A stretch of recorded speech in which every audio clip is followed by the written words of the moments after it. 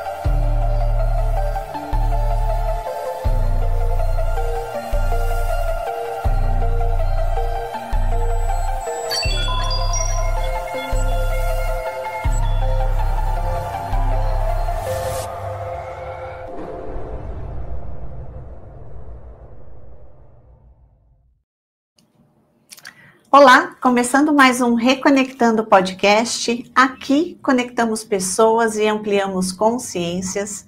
Você que está chegando agora no canal, seja muito bem-vindo. Sinta-se acolhido por toda a nossa equipe. Meu nome é Renata Palomo, sou terapeuta holística e sistêmica. E o Reconectando é mais do que um podcast.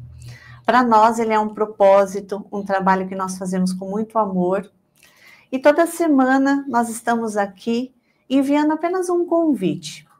Um convite para novas percepções, para possibilidades, novos caminhos para o autoconhecimento, para a expansão da consciência, espiritualidade, para que junto com os nossos convidados nós possamos despertar e criar uma vida mais próspera, mais conectada com a nossa essência. Quero convidá-los também para conhecer o meu site, que agora está pronto, renatapalomo.com.br/home, onde lá eu consegui deixar bem fácil para vocês conhecerem os métodos terapêuticos com os quais eu venho trabalhando, a disponibilidade das palestras, os cursos, as mentorias, e agora também eu venho fazendo um trabalho com a prosperidade, então levando também palestras a outros ambientes, às organizações. Então me coloco à disposição também, se você quiser falar um pouco mais sobre prosperidade e também agora sobre saúde mental, que é um trabalho que vem sendo feito dentro das organizações, eu também posso contribuir nesse cenário. E fazendo um convite especial para vocês, que dia 23/8, aqui no IEC, Instituto de Estudos de Expansão da Consciência, eu convido você para o workshop Além da Prosperidade. É um workshop que eu estou conduzindo, será um sábado, onde nós vamos ficar o dia todo fazendo o nosso trabalho interno, literalmente exteriorizando a prosperidade de dentro para fora.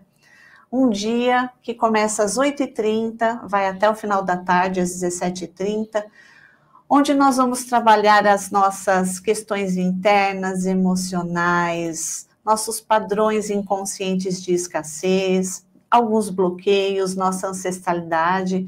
Então, eu falo que, além da troca conceitual sobre algumas questões e pontos sobre a prosperidade, também será um dia onde a gente vai trocar experiências terapêuticas e realmente vai ser um dia de cura, onde a gente vai trazer essa reflexão interna sobre a nossa relação com a nossa prosperidade, que não é somente a prosperidade financeira, mas a nossa prosperidade em todos os âmbitos da nossa vida.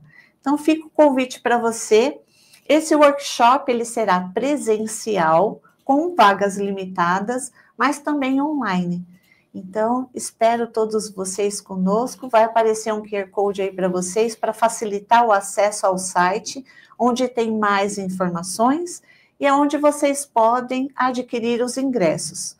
E você que está assistindo ao Reconectando, tem um cupom especial, Reconectando, onde vocês têm um percentual ainda mais especial. Então, eu espero vocês no dia 23/8, com todo carinho, para a gente rever essa nossa relação com a nossa prosperidade. E hoje, nós estamos aqui no Reconectando para falar sobre espiritualidade, para falar sobre mestres, tradições, ensinamentos. Nós estamos aqui com o espiritualista, terapeuta, idealizador do Santuário Humano e Amor, Otávio Leal. Seja bem-vindo, Otávio. Muito obrigado a todos que estão aqui nos assistindo, nos ouvindo, e é com muita alegria, realmente, que eu me faço presente. Eu que agradeço a sua disponibilidade, o seu carinho, a sua contribuição conosco aqui no Reconectando. Vocês já devem conhecer o Otávio, a bagagem que ele tem, todo o ensinamento, a troca, a jornada dele espiritual. E hoje, realmente, aqui para o Reconectando, é uma honra conhecê-lo pessoalmente e para a gente falar sobre todos esses temas que a gente sabe que ele domina tanto. E eu falei para ele que vai ser o primeiro convite, viu, gente? Porque conversando com ele, a gente tem vontade de ficar horas aqui conversando. É muito bom. Para mim também, eu falei, aqui tem uma energia muito gostosa, e antes de começar o podcast, eles colocam uma música, então se cria mesmo um ambiente de serenidade, um ambiente de pacificação. Ai, que delícia, eu fico muito feliz das pessoas, né, que chegam até aqui se sentirem bem. Sim. Eu acho que a nossa proposta é essa, né? Muito bem mesmo. É acolher a todos que estão aqui e fazer essa troca. É que realmente, eu falo, né, a gente faz com muito amor, é muito carinho aqui que a gente coloca esse programa aí para levar um convitinho, como eu falei no início, né? Nós só estamos aqui para passar percepções novas, não? Uhum. E é muito gratificante ouvir isso de você. Otávio, gente, percebam que hoje eu vim preparada porque eu quero saber várias coisas aqui. Você é muito conhecido por todo o seu conhecimento místico, espiritual, terapêutico. E dentre os assuntos que você aborda, tarô, astrologia, budismo, reiki, tantra, eu percebo um caminho de busca e ampliação da consciência. Você atribui esse seu caminho como uma escolha ou esse caminho que escolheu você? Olha, essa é a grande pergunta, né, de Sócrates, e a pergunta que move a Índia, né, a Índia Vedanta. Vedanta, na minha visão, junto com o Zen budismo, são os caminhos mais diretos para a iluminação. Iluminação é muito pouco falado no Ocidente, de uma maneira geral, poucas pessoas até acreditam ou têm uma ideia de que você pode passar por essa não experiência, que no Japão é chamado de Shunyata, que é o vazio, ou Bidya Samadhi, ou Maha Samadhi, que é a iluminação espiritual. E o Vedanta, ele tem duas questões. A primeira é quem é você. Essa questão, ela é quando você senta com o mestre Vedanta, como Ramana Maharshi, que é o mestre maior da Índia, ele pergunta, quem é você? Aí eu respondo, eu sou Otávio. Esse é teu nome. Quem é você? Eu sou alma. Isso é só uma palavra, por enquanto. Quem é você? Eu sou um ser humano. Quem é esse ser humano? Quem é você? E você vai entrando nessa pergunta até chegar uma hora que... E a outra pergunta que é a pergunta que você traz, que é a pergunta que Sócrates, o filósofo, também traz, que é quantos por cento nós temos de livre-arbítrio? Quer dizer, o que eu escolho, sou eu que escolho, já estava escrito. O divino, a eternidade, a existência, ela sabe o que vai acontecer? Se sabe, não existe arbítrio. Se não sabe, é porque existe. E essa pergunta, com o tempo, eu fui entendendo que não é uma pergunta que vale-se a pena se ter uma resposta. O que vale a pena é ela estar vibrando. Eu estou aqui hoje porque eu escolhi ou porque a existência quis? E se a existência não quisesse que eu estivesse aqui hoje, eu estaria? Eu poderia ir contra isso? Então, essa pergunta eu vou deixar... É uma pergunta que eu nunca desejei ter uma resposta. Agora, é claro que existe um contexto, né, um contexto, digamos, de personalidade, pais muito religiosos. Minha mãe me levou muito cedo para uma festa de Iemanjá, que fica perto de onde eu moro hoje, na verdade, em Solemar, e uma cigana leu minha mão, enfim, falou, olha, ele gosta de espiritualidade, vai gostar. E aí eu tinha lá meus 14, 15 anos, e fui em busca da época da Umbanda, depois de Chico Xavier, e adentrei em alguns momentos nas escolas de ocultismo, e sempre gostei de tudo isso, né? Das artes marciais, do yoga, sempre me deu muito prazer estudar tudo isso, mas realmente se era um destino ou não, eu não saberia responder. E é interessante, por que eu fiz essa pergunta? Porque durante a nossa vida, a gente se prende muito a isso, não é? Sim. O porquê disso, o porquê daquilo. E aí, justamente, eu queria ter essa percepção sua, porque como eu vi que, até pela sua história, você sempre foi esse buscador e conhecedor de várias tradições. Então, assim, será que vale a pena, né, a gente ficar preso a isso ou aquilo, ou simplesmente viver a jornada? Agora, em termos de estudo, né, eu posso dizer que eu só pratico uma coisa. E isso é muito... De vez em quando algumas pessoas trazem isso para mim. É legal misturar tudo? Eu acho que estudar tudo é bem interessante, mas praticar uma só. Eu tenho eu percebi pessoas que fazem muitas coisas e chegam num certo momento que elas perdem a fé, ou algumas coisas são contraditórias. Agora, é importante já deixar claro aqui que é só uma opinião, então eu não sou dono da verdade, eu tinha dito que eu ia falar isso, e nada é absoluto, né? Tudo tem exceções, e também existe um momento da nossa vida que é um momento onde você vai abandonando algumas coisas, e isso é um discurso que faz muito parte da minha da minha vida, que até uma certa idade você estuda, você pratica muita coisa, você abre muitas portas, e quando você abre 2 tem 4, quando você abre 4 tem 8, ou você vai estar sempre com aquela porta fechada ali. Mas chega uma hora que você fala, qual é o meu caminho, né, o meu dharma? Eu não sei, mas eu sei que isso eu não quero, isso eu não quero, e isso eu não quero. Mas isso daqui ainda me é interessante. Eu digo que até os 40 e poucos anos você não precisa saber o que quer da vida. E depois dos 40 também não, porque quem sabe o que é da vida é um chato, inconveniente, dono da verdade, mas você precisa saber o que você não quer. Então, desse caminho da espiritualidade, muitas coisas ficaram para trás, deram uma sustentação, enfim, mas muitas coisas são histórias, né? Quando eu olho para trás, quantas viagens, quantas buscas. Me lembro uma coisa que eu fiz, Caminho de Santiago de Compostela, tantos dias caminhando para perceber que no final do caminho quem estava ali era eu mesmo. Na verdade, eu fui em busca de mim mesmo, mas quem saiu em busca de si mesmo já era eu mesmo. Então, foi uma longa jornada para falar, mas espera aí, eu estou aqui.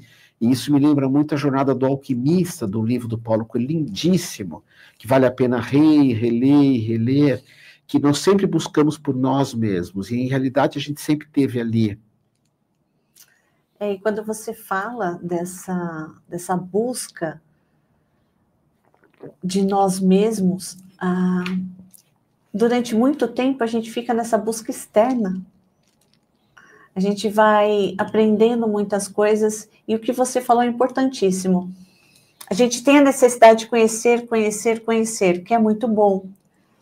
Mas chega uma hora que a gente fica até meio obeso de informação, né? O que realmente a gente consegue trazer para a prática ali do dia a dia. E você falou que sobrou uma coisa. Eu gosto de falar que eu era um viciado na busca. Eu me vejo muito assim. A busca para mim era um vício, era um esporte, era um jogo, era mais um vício interessante, porque quando eu comecei a estudar, Renata, as coisas eram muito guardadas, né? Então, a primeira escola que eu entrei de mistério chamava Eubiose, que é do Newton Schultz, hoje não é que é do Newton Schultz, é um espiritualista muito conhecido. Aí fiz a Rosa Cruz, que eu sou até hoje, ordens herméticas, ordens do Crowley. Então eu tinha essa busca como uma espécie de dopamina da minha vida, né? Então buscava, só que no momento teve uma bifurcação que eu acho muito bacana de quem está nos vendo, né? Eu comecei a entender assim, esse caminho vai me dar um conhecimento, vai me trazer muitas informações, eu adoro estudar, até pela minha solidão, eu gosto muito de estudar. Hoje eu faço 3 faculdades para estudar, faculdades online, mais de psicanálise, de Freud, porque adoro conhecimento. Mas, por outro lado, existia a ideia assim, quem são os mestres iluminados? Isso lembra muito o que você falou agora, que é aquelas pessoas que não vão me dar respostas. Uma vez eu estava com um relacionamento afetivo muito confuso, né? E quando você falou as coisas aqui sobre mim, muito lindas, o que você abriu o programa, eu só não gostei muito do levar a vida muito leve, porque minha vida tem as minhas dores, as minhas contradições. Eu falo que eu tenho um lado 100% espiritual e outro 100% humano. Como diz a Adriana Carcanhoto, eu gosto de opostos, eu não gosto do meio. Às vezes falo, você é muito equilibrado. Não sou não. Nunca busquei equilíbrio, não faz parte da minha vida ser equilibrado, eu gosto dos opostos, ou muito humano, ou muito espiritual, então sempre tive isso. E uma vez eu fui sentar com um mestre chamado Vasant Swaha, um iluminado, e eu queria saber dele por que a minha forma de amar, fazia as pessoas que eu amava, as mulheres, sofrerem, e se eu amasse da maneira delas, quem sofreria era eu.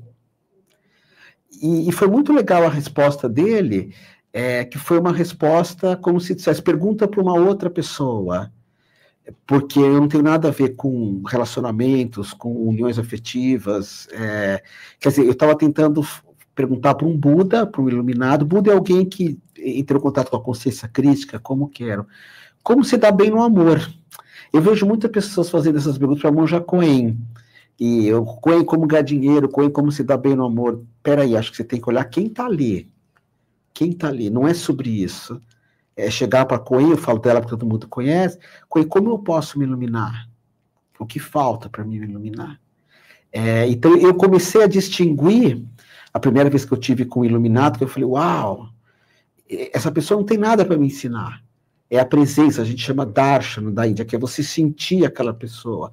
Outras pessoas são muito boas, como Chico Xavier, Dom Paulo Evaristo Armes, Rabino Harry Sobel, pessoas que eu tive próximo, Madre Teresa, que eu tive próximo em Calcutá, pessoas muito boas, mas que também não têm muito o que ensinar, em termos de discurso.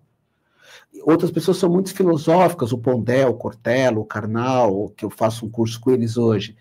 São pessoas que vão falar muito, a Lucelena, e tem outras pessoas que você comunga desse silêncio, de estar num ambiente silencioso, e nada precisa ser dito. Eu me lembro uma vez que eu estava com a monja Coen, eu falei, monja, qual foi a pergunta mais linda que fizeram para a senhora? A melhor pergunta. E ela respondeu algo próximo de... Perguntaram para ela quem era o Buda. Aí eu falei, monja, então eu vou perguntar isso para a senhora também, quem é o iluminado? E ela olhou para mim e falou, é esse que pergunta para mim quem é o iluminado. Eu falei, uau. Quer dizer, ela fala, você que pergunta é o iluminado, você é o Buda, por detrás do teu ego, da tua vaidade, da tua mente confusa, por detrás da sociedade que te enfiou um monte de coisa, lá no íntimo, naquele silêncio que está atrás da mente, você é o iluminado. Então, essa é uma resposta que eu posso ter de uma iluminada. Nossa, e você... Eu ia te fazer essa pergunta. E olha só, você falou uma coisa muito interessante. Quando a gente escuta falar de Buda, a gente sempre fala assim, olha, ensinamento de Buda, caminho do meio. E você falou agora, não, eu gosto dos opostos. Não, mas o Buda era equilibrado. Mas eu gostei desse seu ponto de vista, assim, eu gosto dos opostos. Sim. Por que, do seu ponto de vista, para você isso é mais interessante do que... É a minha natureza, Primeiro que eu tenho muita dificuldade com algumas palavras, só que isso não é uma verdade. Eu nunca encontrei ninguém equilibrado na minha vida. O Ocidente, ele tem essa coisa do equilíbrio. Eu preciso me equilibrar. Tá, então pega alguém como modelo de equilíbrio. Vamos pegar alguém conhecido, Yoshua, Jesus, nada de equilibrado. Era paixão em pessoa. Se era para jejuar, era 40 dias. Se era para entrar num templo e brigar com aquilo, era para chutar os vendilhões do templo. Se era para sacudir os discípulos, ele chamava os discípulos de homens de pouca fé e questionava que Pedro não jejuava. Aí tem um exemplo da intensidade. Então, num certo momento, aí eu uso um pouco da astrologia, Lua em Leão, ascendente Leão, tem planeta que não existe em Leão, apesar de eu ser de Libra. Jamais eu seria alguém equilibrado. Então, eu gosto desses opostos. Antes de dormir, quando eu sento para orar com os meus gatos, e faço uma meditação, ali é o Otávio espiritual. Mas de manhã, quando eu pego minha prancha e vou surfar, ali é o Otávio que gosta de estar na onda, que gosta de estar no meio do oceano, que gosta de aproveitar a vida. Mas faz muito sentido, porque, de novo, a gente começa a descortinar muito do que a gente ouve. Então, ok, você tem a perspectiva dos opostos, a gente já ouviu muitas vezes do equilíbrio, mas volta ao início do programa. O que faz sentido para você? Sim, a tua essência. Eu achei assim, muito interessante esse ponto de vista, porque a maioria das pessoas falam e continuam assim, tendo esse ponto de vista do equilíbrio, mas é verdade. E olhando assim pela perspectiva que você coloca, é a experiência, né, Otávio? É a gente se permitir experienciar. Às vezes é comum no Oriente se perguntar o que é a iluminação, né? Lógico que cada escola tem uma forma de ver a iluminação. O Tantra, o Yoga, né, o Hatha Yoga, a iluminação é o corpo iluminado. Então, no yoga, o corpo tem que se iluminar junto, tem que ter um corpo muito saudável, flexível, forte, cheio de energia. Já no Zen, o corpo não é tão importante, como no Espiritismo também não.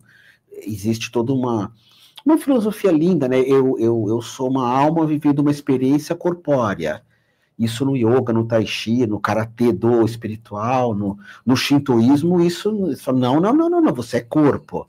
Se você é alma ou não, isso você vê, tipo, agora você é corpo, cuida do teu corpo.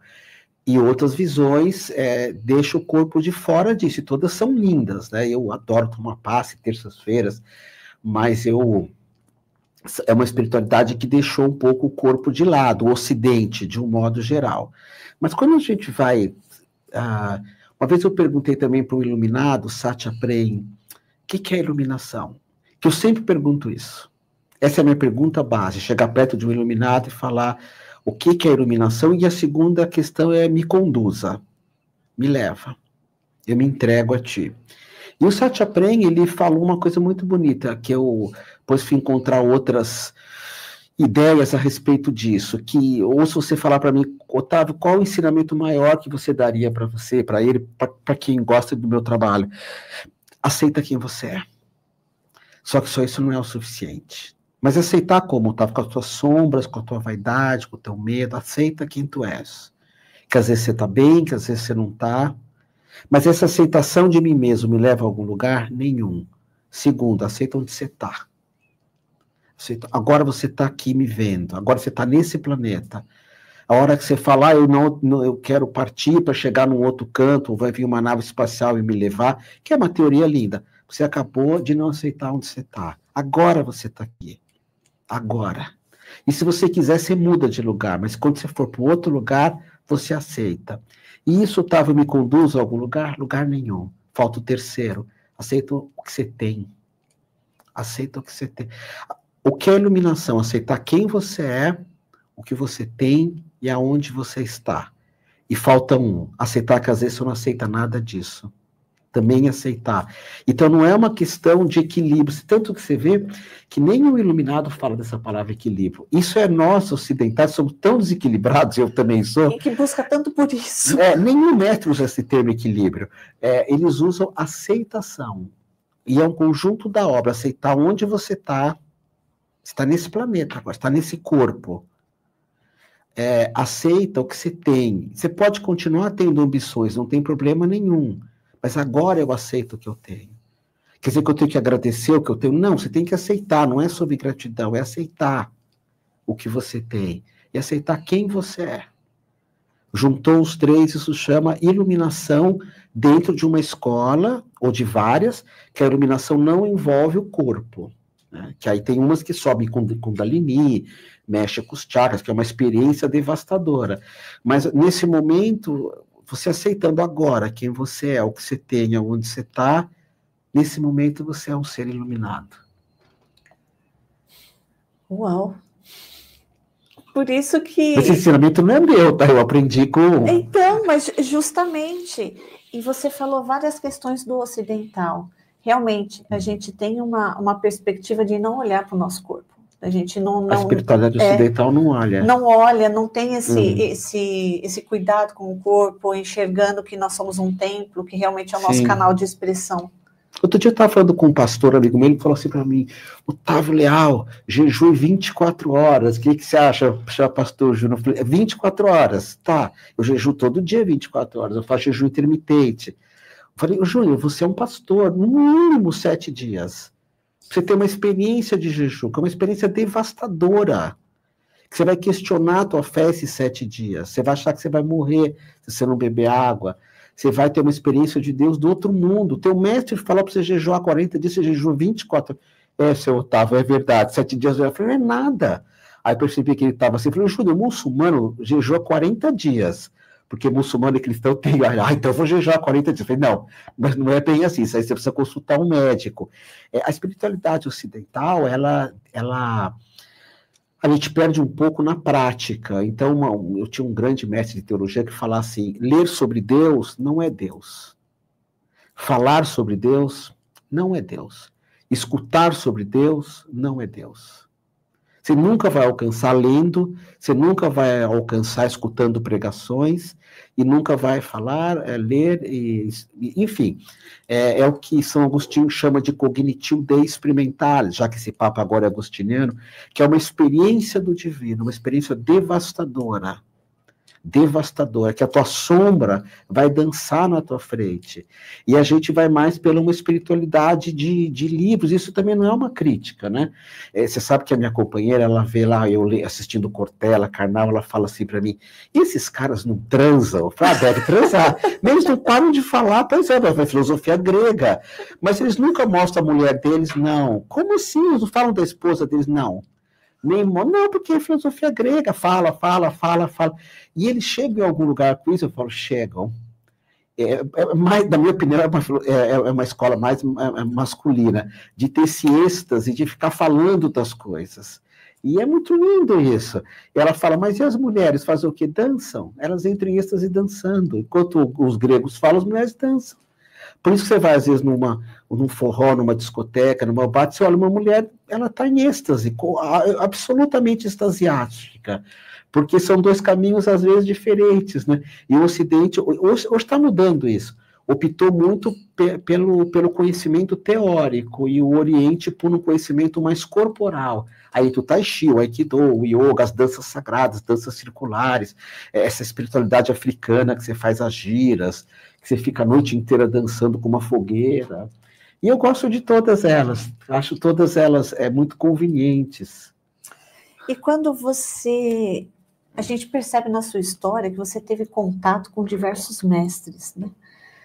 E você poderia compartilhar com a gente quem foram esses mestres e qual deles ele te ensinou mais? O Osho. Com a presença ou com a doutrina? Não, o Osho eu não tive com ele pessoalmente, não sei se você sabe quem é o Osho. Sei.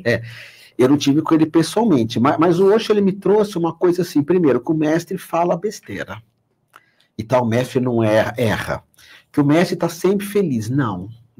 A pessoa iluminada, ela vai ser feliz. Não, a pessoa iluminada não é feliz. Ela vai sofrer provavelmente muito mais, porque ela sofre pelo outro. Segundo, que o Osho, ele dava uma liberdade muito grande para as pessoas, fazer o que quisessem, enfim, menos droga, menos fazer maldade. Então, o Osho, ele falou comigo, e ele falou algumas passagens do Osho, né, também cito o Gasparetto como um mestre mais humano. O Osho, algumas coisas que ele falou. Primeiro, ele disse assim, forme terapeutas. Isso lá nos anos 80. Porque o planeta está doente e precisa de terapeutas. Nos anos 80. Nos anos 80. Aí eu falei, uau, então vamos ver, o que é esse terapeuta? Aí, isso você falou que é uma terapeuta, e você é mesmo.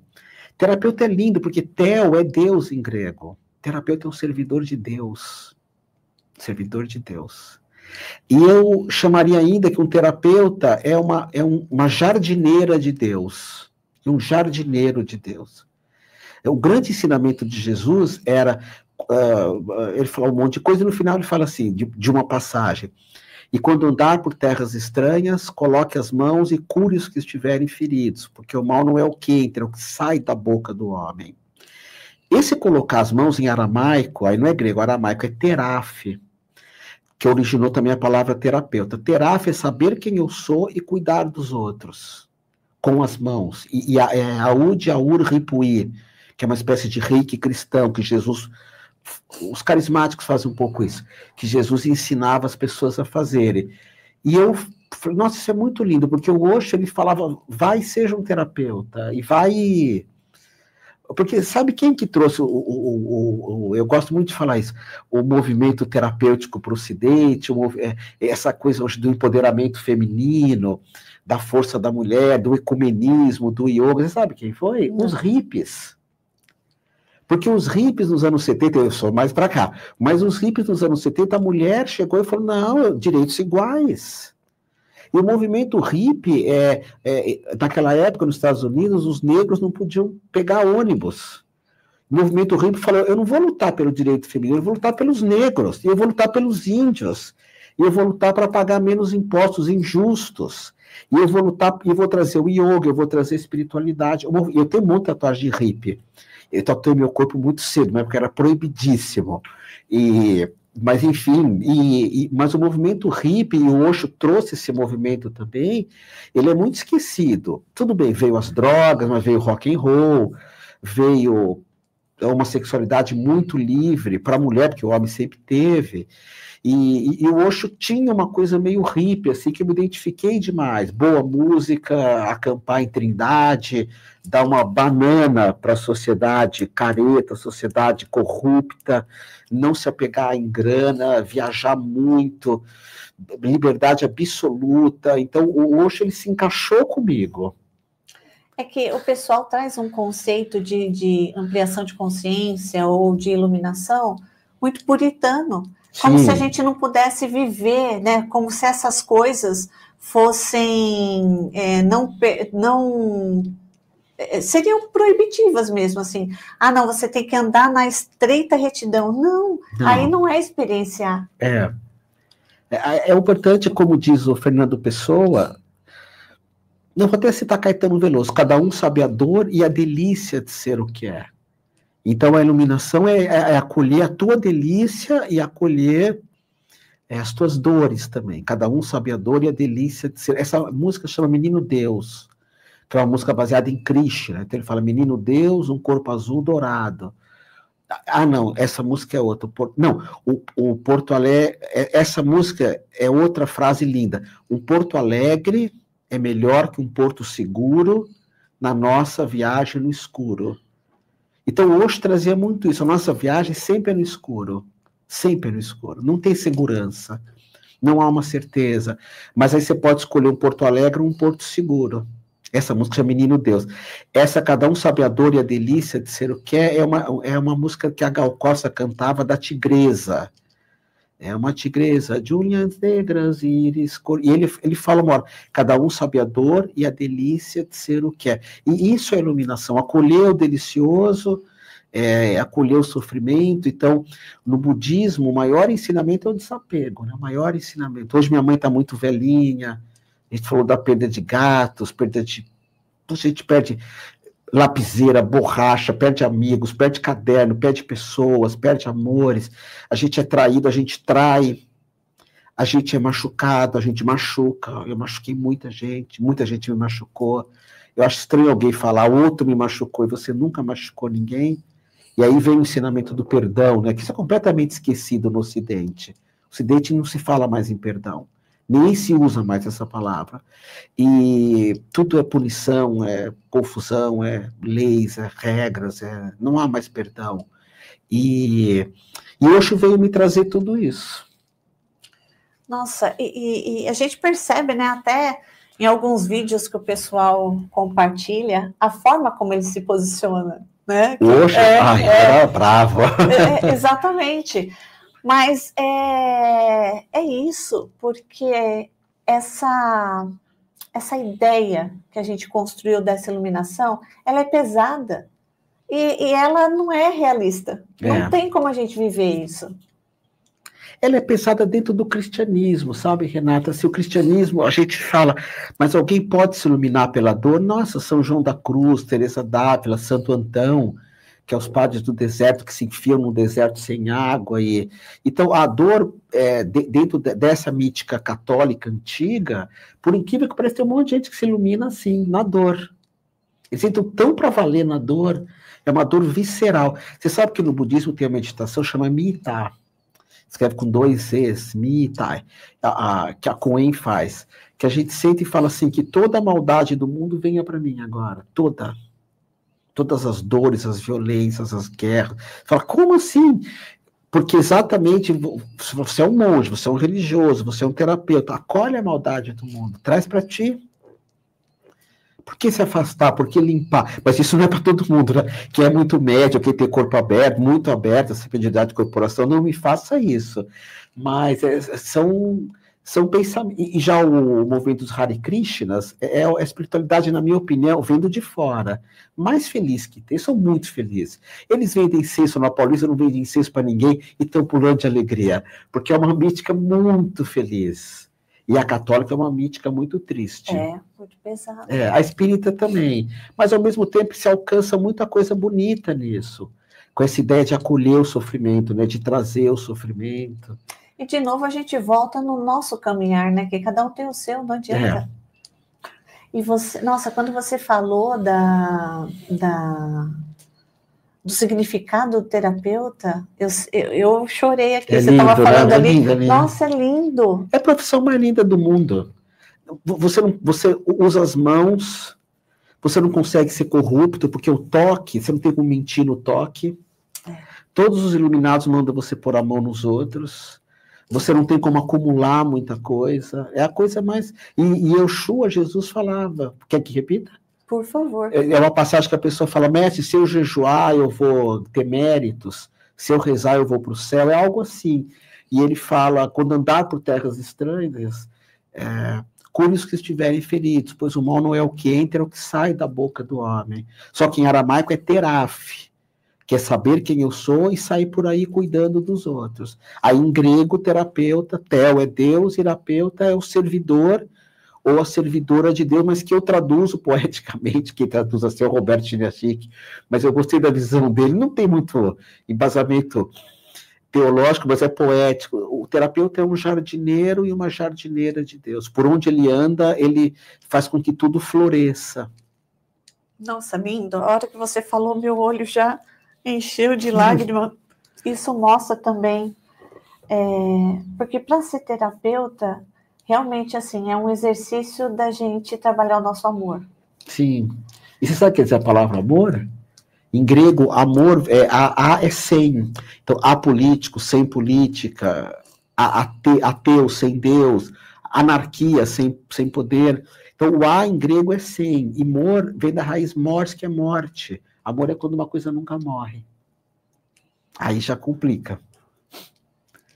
Então, porque tem que ser uma coisa que nunca vai morrer, né? E de mãe para filho, e alguns outros poucos. Uma coisa que eu também não... Eu sou contra falar amor incondicional. Eu sou criticado, porque eu nunca vi alguém ter amor incondicional. A hora que eu ver alguém, sempre tem alguém que a gente gosta mais, outros que gosta menos. Mas ser tolerante com todo mundo, ser gentil, não fazer o mal, não brigar. Mas não, você não... O santo não bate, né? E agora, amor de mãe é uma coisa, né? Amor de mãe, esse é o amor de grego, amor, algo que nunca morre. Quer dizer, de um modo geral, né? Quando eu cresço adolescente, assim, a gente... Eu te amo, faz que nem americano, mas vai estudar em outro... Americano sempre pode estudar o mais longe possível, quando é adolescente. Aí Estados Unidos é grande, né? Então vai estudar na Califórnia, o cara mora no Canadá ou no Alasca, vai estudar lá em Nova York, porque adolescente ninguém aguenta, mas assim, eu já fui adolescente. Mas essa palavra amor é muito bonita mesmo, né? Que é o amor grego, algo que nunca morre, que é eterno. Eu quero aproveitar o gancho que a gente falou um pouquinho da morte, para pegar o gancho que nós falamos lá no café, e que eu estava falando sobre a minha gatinha, e você falou assim, vamos falar lá no programa que é interessante. Eu estava compartilhando com o Otávio que a gente estava falando um pouco sobre a espiritualidade dos animais. E eu tenho uma experiência com uma gatinha minha, que ela morreu com 3 aninhos.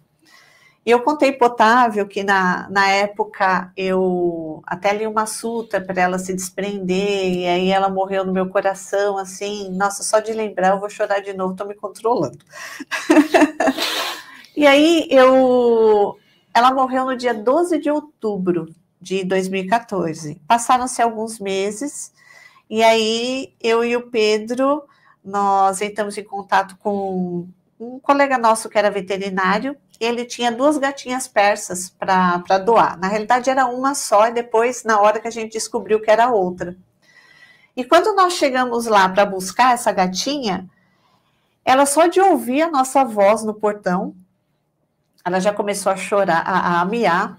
E aí, a hora que eu cheguei lá, perto dela, ela teve o mesmo jeitinho da minha gatinha anterior. Ela já veio para o colo, ela já grudou, e eu já comecei a chorar. E aí, naquele momento, a gente não sabia ainda quando eles tinham nascido, ela era bem pequenininha. Quando ele foi passar o pedigree dela para nós, minha gatinha morreu 12 de outubro, como eu falei para vocês. Elas nasceram no dia seguinte, 13 de outubro. E aí eu perguntei para o Otávio, mas será que é possível ela reencarnar logo assim na sequência? Por quê? Porque uma delas, que eu acabei trazendo as duas para não separar as irmãs, ela tem as mesmas características e comportamentos da minha gatinha. E a gente nunca ensinou nada para ela. E ela sobe na cama igual, ela mia igual, ela puxa igual, ela dorme comigo igual. E no meu sentir, é a Nina. É possível? Então, esse tema, né, eu adoro falar, porque é um tema muito diferente que nos faz pensar, né? Então eu vou pegar, já de cara, um filme que vocês podem assistir na internet, chama O Pequeno Buda. Não sei se você lembra desse filme. É a história de um lama que morre. Um lama é um mestre da tradição tibetana, e eles tentam descobrir se esse lama reencarnou numa menina ou em dois meninos. Então, a menina e os dois meninos têm que entrar no lugar onde o lama vivia e falar, olha, ali atrás daquele ganicha, tem um ganicha ali, tem um bilhete, ali atrás daquela câmera tem, enfim, um anel com o símbolo do Om. Então, eles vão dando provas que eles se lembram daquilo. Tem até um filme muito lindo, chama Mânica. Também você encontra para assistir na internet, de uma menina que volta e vai... esse filme é lindo porque ela chega pro marido dela, que já tem uns 60 anos, e fala, você falou, era uma menina de 7, 8 anos, que nunca mais ia casar, e queria me esperar. E aí ela vai falando, olha, ali tem aqui, você falou isso para mim, então ela vai lembrar, chama Mânica. Esse assunto da reencarnação é muito, muito forte no Oriente, porque eles são treinados para ver sinais o tempo todo. Então, o que acontece? Nesse filme Pequeno Buda, o lama, ele tem que reencarnar ele reencarnou em dois meninos ou numa menina. E aí, percebe-se que ele reencarnou, depois que ele morreu, nos três. Cada parte dele veio para um. Tem até aqui no Brasil, em São Paulo, lá no bairro de Perdizes, o lama Michel, que é uma reencarnação de um outro lama, aqui em São Paulo, que faz parte do centro de Dharma. Então, o que acontece? No começo do universo, nós éramos um. Esse um se dividiu em dois. Na Índia a gente chama dia de Brahman, quando o universo se divide em três, Vishnu, Shiva e Brahma. Enfim, não vou entrar muito nisso. Na ciência, tempo e espaço, matéria, tempo, espaço, enfim, energia. E o universo, esses dois se dividem em quatro em 8, não existia Terra, não existia nada. O Homo sapiens sapiens tem 140 mil anos, mas e antes? O Australopithecus habilis, 1 milhão de anos. E o universo continua expandindo. Por quê? Porque quando o Otávio partir, eu vou me dividir em vários. Então, uma parte minha pode ser um gato, uma parte minha pode ser essa flor. Mas eu tenho DNA de flor? Sim. Eu tenho DNA da Renata? Sim, é o mesmo DNA. O mesmo DNA dos bonobos, dos chimpanzés, dos gorilas, das focas, dos golfinhos, da baleia. É o mesmo DNA da origem do universo. Então, o Oriente, ele não crê que a morte você nasce um. O universo está expandindo. Então, uma parte do Otávio hoje está em Júpiter, ou pode estar em outra dimensão, enfim. Por isso que os iluminados chamam outros de irmãos. E quando você pega um animal, meu animal partiu ontem, mas eu vou lá, adoto um de 5 anos. Uma alma pode coabitar o corpo daquele que está lá. Aliás, aqui dentro de mim tem um monte de eus, né? Quem é Otávio? Um monte de euzinhos. E o animal, então, aí tem essa mesma visão. Eu peguei um gato esse ano, a gente chamou ele de Osho, inclusive. E aí a gente mudou de nome para Nirvana, que é o nome do que partiu. Porque a minha companheira que é vidente, ela olhou e falou, é ele. Às vezes o animal se comunica, né, que é algo meio mediúnico, e fala, não, eu não vou voltar mais para perto dessa pessoa.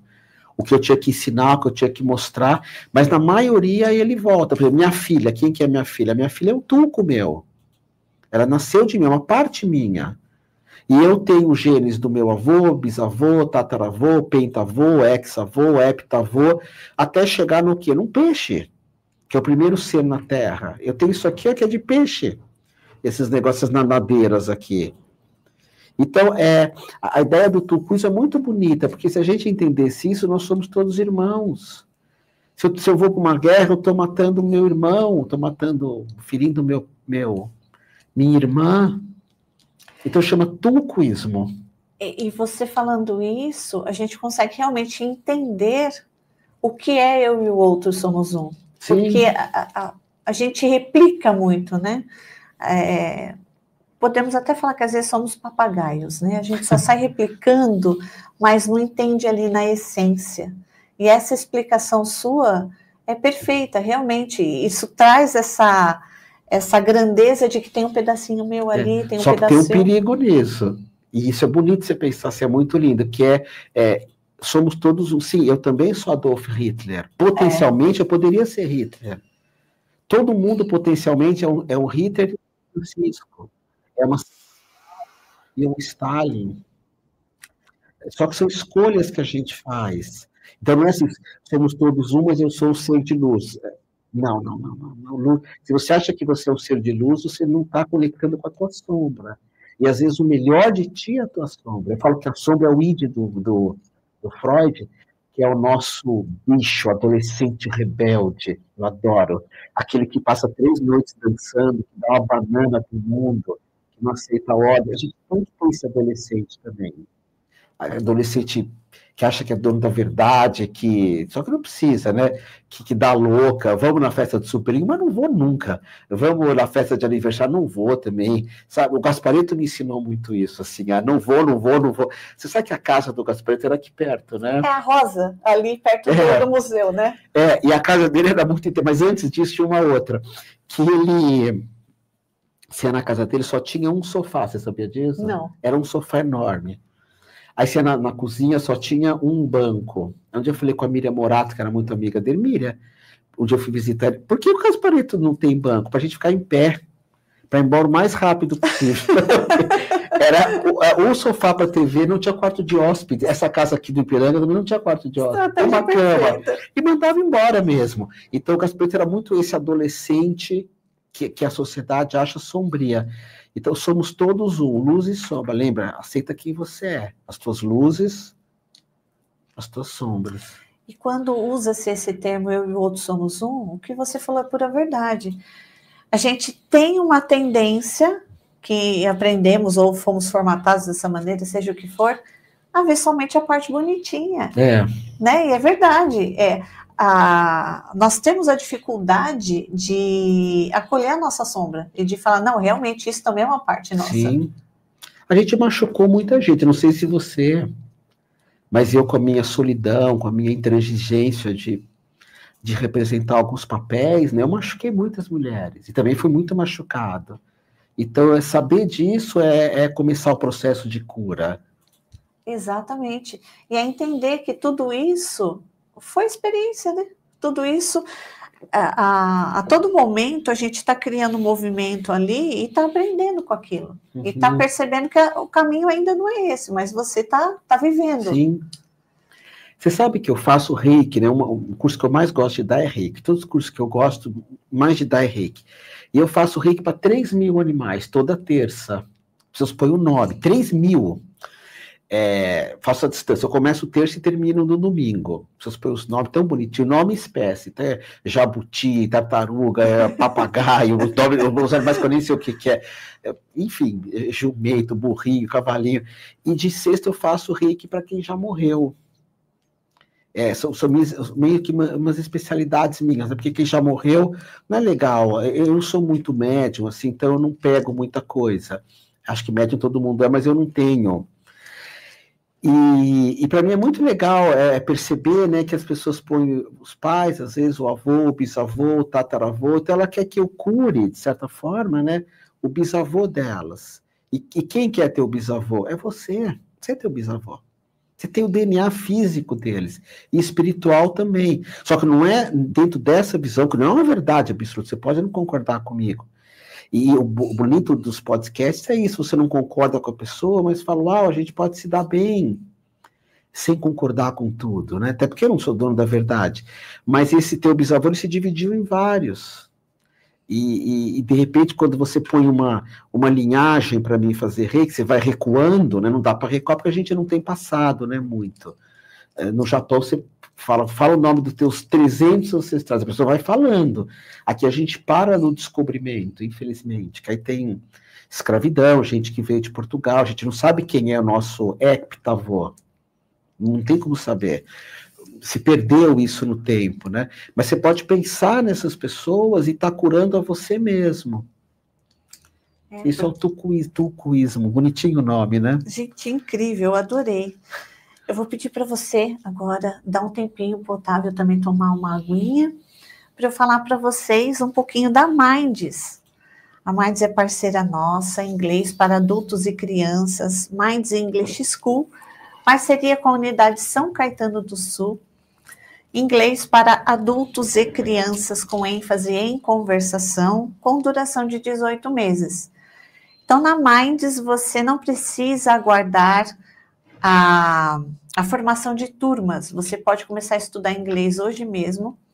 E na Minds, você, como é ênfase em conversação, você vai falar somente um dia em português. Logo no segundo dia, o professor já vai começar a te estimular, ele vai usar uma didática corporal, verbal, para fazer com que você comece a pensar em inglês. Aí você vai falar assim, mas Renata, isso é possível? Se eu nunca tive contato com inglês? Sim, porque a metodologia é preparada para isso. E a Mais, como é parceira nossa aqui desde o início do Reconectando, ela está com um valor super especial para vocês. O curso, o valor mensal dele sai por menos de R$10 por dia. E você usando ainda o cupom do Reconectando, tem um valor ainda percentualmente mais interessante para você do que esse valor de R$10 por dia. Então aproveite, entre em contato com a equipe comercial da Minds, coloque o inglês na sua vida, que com certeza tem materiais incríveis que ainda não tem a tradução em português, vai abrir portas de viagens, profissional para vocês. O inglês é muito importante, é uma língua aí universal. Então, eu convido vocês a conhecerem um pouco da Minds e trazer o inglês para a vida de vocês. Eu estou adorando seu ponto de vista. Obrigado. Eu estou adorando ele com os papeizinhos, assim. Você está gostando do que eu estou falando? Ele falou que o que eu estou falando não tem sentido. Eu leio o pensamento. Ele só está ali com o papelzinho. Eu adoro atormentar quem está perto. Se alguém já falou com ele, daqui eu só... todo mundo... Eu gosto de atormentar a presença, assim... Eu anotei tanta coisa aqui para falar. E, Otávio, um assunto assim que me interessa muito, mas eu confesso para você que sou puramente ainda curiosa, não conheço a fundo, mas a gente ouve falar muito sobre o Tantra. E a gente sabe que o nosso olhar ocidental, às vezes, não consegue enxergar o Tantra dentro da sua sagralidade e tudo mais. Qual o nosso ponto de equívoco ali para entender o Tantra dentro da nossa cultura ocidental aqui? Porque muitos falam tão... associam o Tantra somente à questão sexual e de uma maneira até pejorativa. Como que você vê o Tantra? Nossa, que pergunta boa. Aliás, suas perguntas são muito lindas. Porque você primeiro que você sabe que uma vez, quando eu fiz muito teatro, né? E tinha um ator, Juca de Oliveira. Ele falou que eu sou muito antigo, mas eu vou pensar no mais moderno. O Juca de Oliveira, ele perguntaram o que é ser um grande ator, né? E o Juca de Oliveira falou assim: é você preparar uma fala para o outro brilhar. Esse é o grande ator. E era ele e o Flúvio Stefanini, que ele também falou que não... Eu lembro dele também. Ele falou que não devia falar dessas são pessoas antigamente. Então, eles davam um para o outro brilhar. Eu te dou a cena para você brilhar. E teatro é muito assim, né? Um fala e o outro fala. E você faz isso comigo. Então, vamos entrar exatamente nisso. O que é a filosofia comportamental tântrica? Não é filosofia de pensar, nada disso. É um modo de vida. Você imagina... Quando os portugueses chegaram aqui, já tinham vindo outros povos, enfim, o que eles encontraram? Tupinambá, Zoé, Chavante, Merrinaco, Cintas Largas, Guaranis, Tupinambás, vários povos que tinham um modo de vida que não era sociedade, é um modo de vida que até pouco tempo atrás se chamava o modo de vida tribal, pela reunião. Agora é muito questionável, não deve falar tribo, mas enfim, no meio acadêmico ainda se usa. Eles tinham um modo de vida chamado tribal, Guarani, Zoé, Pataxó, Chavantes. E esses modos de vida eram mais ou menos iguais. A gente não aprende isso na escola, porque a escola começa assim, nossos filhos. A história da humanidade começa no Egito. Não começa no Egito. Isso é um desserviço. Otávio, mas você quer que a gente fale dos homens da caverna? Não, porque o homem nunca viveu em caverna, em lugar nenhum do mundo. Isso é falta de cultura. Nós esquecemos desses povos que viviam de forma tribal. E o vamos imaginar um Tupinambá, um Zoé, um Chavante, o que eles faziam o dia inteiro? O que você acha? Investiam na Bolsa de Valores, ficavam num lugar fechado a vida inteira. Eles se relacionavam. Se relacionavam, namoravam muito. Faziam artesanato, caçavam. Eventualmente, eram mais coletores de alimentos, caçadores-coletores, dançavam muito. Num povo tribal, uma nação, vamos falar como agora gosta que fale, uma nação, morre alguém, dança, não morre, dança, tá para morrer, dança, primavera, dança, verão, todo dia tem dança. Às vezes guerreavam, não eram santos, mas viviam muito bem, obrigado. Tanto que a melhor coisa para entender o Tantra hoje é o livro Sapiens, do Noah. Esse livro maravilhoso. O Tantra é um modo de vida de uma espécie de Tupinambá, de Guarani, de Zoé, da Índia. Porque o mundo inteiro viveu com esses modos de vida durante milhares de anos. Se você falar para mim, se eu falar para você, que lugar do mundo que você gostaria de conhecer para aprender uma cultura nova? Você falar Egito, é a mesma cultura daqui, tem McDonald's, tem político, tem delegacia, tem advogado, tem carro, então Índia, igualzinha. McDonald's, advogado, juiz, político, uma forma de casar, de educar filhos. Hoje o mundo, a cultura basicamente, umas roupas diferentes, tem Ganesha, que é meio assim, mas as culturas são muito parecidas, a gente chama isso de civilização. Se você quer aprender uma cultura nova, vai morar no Xingu. Você não vai poder usar roupa, não existe, isso você não vai gostar muito, mas eu vou falar, não vou falar, ele falou para não falar isso. Quer que fale ou não? Não existe monoganismo. Não existe monogamia, não existe. Isso é uma coisa nova. Então, todo mundo namora com todo mundo.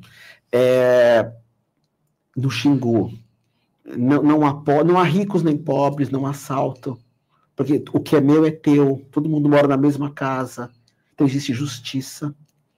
E a gente sempre viveu assim, 140 mil anos, o Homo sapiens viveu desse modo de vida. O Tantra é esse modo de vida da Índia, então eles têm yoga, que seria aqui as danças circulares, nas nossas tradições, eles têm rezas, que são mantras, eles têm um relacionamento livre, que não sei se isso funciona ou não, mas antigamente funcionava. A forma de educar os filhos é diferente, a pessoa fica muito na natureza, não tem pessoas mais importantes que a outra. Há um culto à natureza, há um culto ao feminino, porque a mulher espelha a vida. Então, eu gosto de explicar, a tua pergunta foi linda, que é como entender o Tantra dentro de uma cultura. Como a gente entende os Chavantes, os Apaches na América do Norte, os Cherokees, eram povos que viviam no mundo inteiro da mesma maneira, sem destruir, sem acumular muito, eram bonzinhos? Não eram bonzinhos, tinham guerra, tinha confusão, mas mulheres eram intocáveis. No Brasil, em todas as nações, não encontraram uma nação que uma mulher seja agredida. Porque eles dão um jeito nisso que nunca mais vai acontecer. Em nenhuma nação aqui uma criança é agredida. Por quê? Porque eles dão um jeito nisso. Existe uma justiça que funciona. Então, o Tantra, ele é um modo, seria como se fosse esses povos, né? Acho que não pode falar índios, também índios não é bom falar mesmo, mas tribo sim, pode falar. É uma tribo na Índia, então eles têm mantras, ele tem o culto a Ganesha, como aqui tem no Brasil, o animal que é mais adorado é Iauara, que é a onça pintada, que você fala Iauara, Iauara, ou a Jurema sagrada, que é a nossa mãe, o Tupã, que é o pai celestial, e Cunhantã, que é a mãe terrenal, aqui não se fala pai e mãe, Tupã e Cunhantã. Então o Tantra tem uma sexualidade, é muito pequenininha a sexualidade do Tantra, mas muito pequenininha. É que no Ocidente não existe muito Tantra. Eu dou formações de terapeuta tântrico, sem sexo, sem nudez, sem nada disso. E eu falo para os alunos, vocês não vão ser tântricos nunca, nunca. Eu não conheço um tântrico. No Brasil, uns 3, vai. Porque é um modo de vida muito difícil. Você tem que andar pelado. Você não vai, quando alguém perguntar qual que é o seu CPF, você não é um CPF.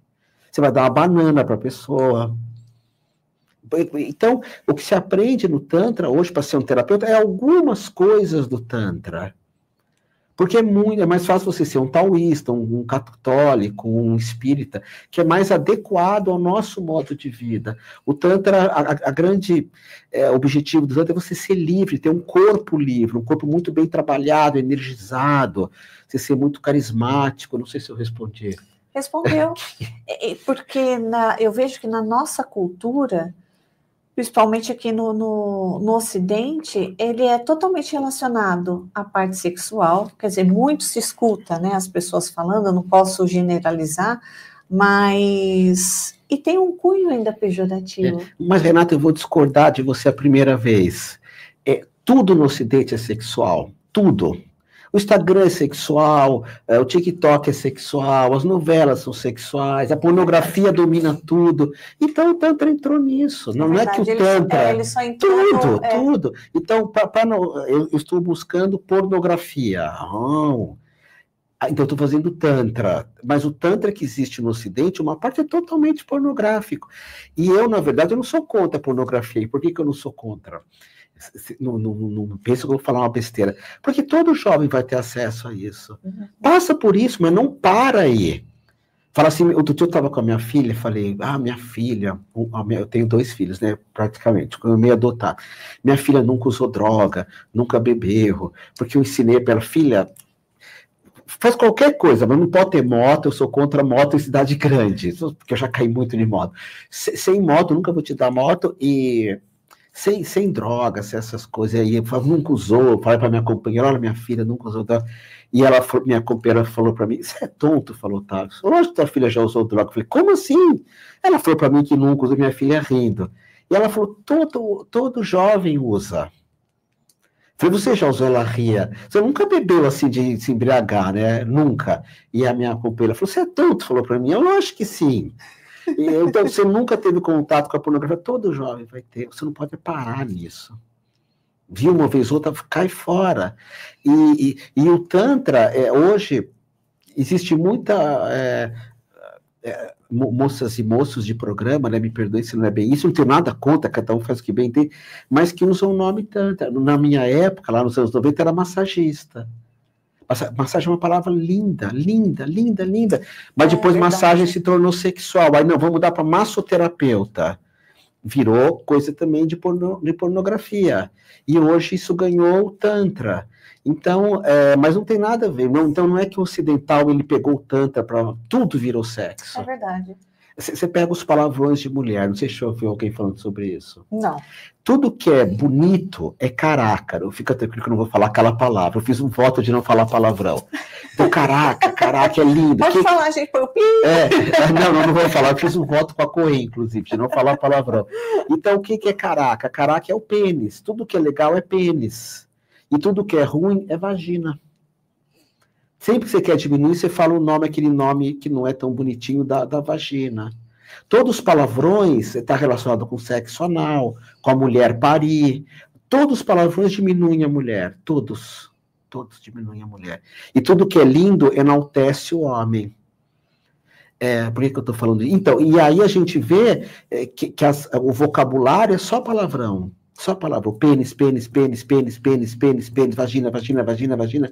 E, então não é o Tantra que ficou sexual, o mundo ficou sexual, né? E o sexo, o Osho, ele falava uma coisa para mim, foi muito importante, ele dizia, a vida é um degrau, sexo, amor e oração. Até uma certa idade, claro que você vai ser muito sexual, e não há nenhum problema, mas esse sexual tem que se tornar amor. E esse amor, no final da vida, tem que se tornar oração. Lá na praia onde eu moro, é tão lindo ver dois idosos, assim, de mãos dadas, só de mãos dadas. Não tem mais sexo ali. Não tem nem mais aquele amor humano. É uma coisa que transcende tudo isso. Então, isso é a minha opinião, tá, em relação ao Tantra. Eu dou tanta aula de Tantra, mas de terapias, né, pegando mais as terapêuticas, que são mais terapias taoístas, não são bem tântricas.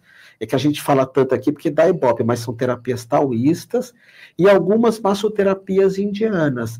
Mas fizeram isso com muita coisa, né? Tudo virou sexual. Não sei se você concorda. Não concordo. Ouvindo você falar, é verdade, é que tudo já está com esse padrão.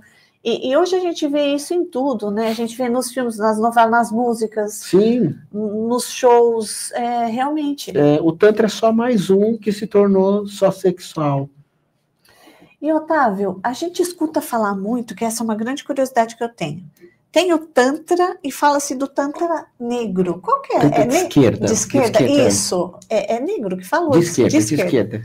Chama Vamakrama, não me lembro o nome. O Tantra de direita, né, que a gente fala de direita, chama Dakshinatara Tantrika Nirishivara Sankhya, que é um Tantra que você não pode comer carne, você não pode, ou você não faz amor com ninguém, ou você é um monge, ou você faz amor só com uma pessoa, que é teu companheiro, tua companheira, você faz um voto de pobreza, então é uma coisa muito purista. Aí tem o Tantra do meio, que é uma das escolas, é a Kaula.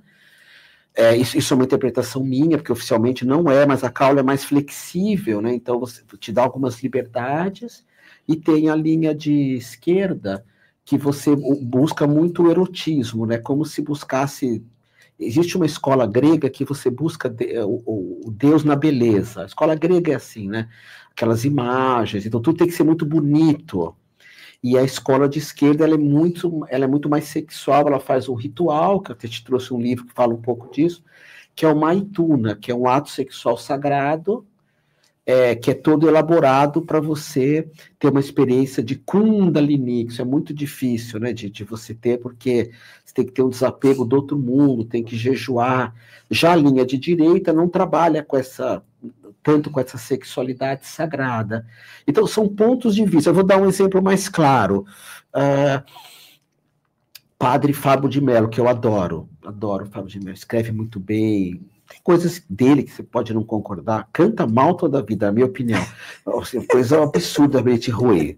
Tô brincando, ou não. Não tô, eu canto mal, alguém precisa avisar ele, mas é muito culto, não sei o que, você nem acha isso ou não? Não, é um horror, você pega o Fábio Júnior cantando, o Fábio Júnior é só um uísque, só que ele é um cantor. Fábio de Mello é um cara que não bebe uísque nunca mais, mas ele é muito bom num monte de coisa. Então ele é um padre mais liberal, mas ele segue Jesus. Um dominicano, seriam esses padres que usam roupa preta, já tem regras mais rígidas. E o mosteiro de São Bento, que são monges, que você praticamente não sai do mosteiro. Ambos seguem Cristo, mas cada um tem regras muito diferentes. Então, o Fábio de Mello, ele pode usar uma roupa mais sofisticada, um óculos bonito, ele pode se vestir com roupas bonitas, dentro da visão dele, eu não entro nesse mérito. Tem um que é mais ou menos assim, tem uns que são monges mesmo. Então, o Tantra tem essa divisão. Então, isso também não quer dizer que o da direita ou esquerda seja a polaridade. Que o da esquerda, muito lá da esquerda, por exemplo, eu tive um ritual na Índia que eu tive que colocar cinzas no meu corpo, cinzas humanas, da escola Agori, porque você não quer desapegar, então nós vamos colocar você para meditar num cemitério, em cima de um cadáver, lá em Varanasi, uma escola chamada Baba Kinaran. Foi uma primeira iniciação de Tantra, lá em 1992. Então, você vai para o extremo. Né, já o Zen budismo, que eu falo da Kuan, porque vocês conhecem, ela não pode usar uma roupa bonita, ela não pode ter cabelo, ela não pode usar desodorante perfumado. Outro dia eu fui dar uma entrevista, a pessoa foi dar um abraço dela, eu falei, não pode abraçar a monja. Aí até depois a pessoa fala, não gostei, que não pode abraçar, porque ela não gosta da nossa energia. Eu falei, não é isso, o monge não pode ter prazer.